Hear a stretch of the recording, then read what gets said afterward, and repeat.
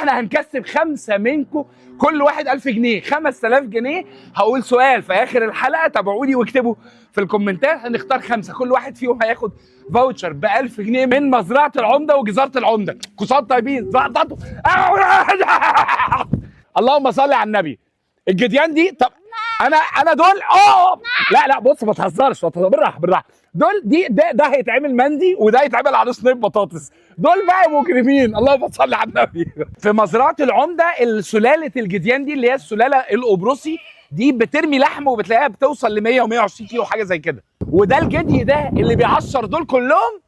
اللهم صل على النبي. اللهم صل، تصورني معاه البرنس والله. اللهم صل. ده بيوصل ل 120 كيلو.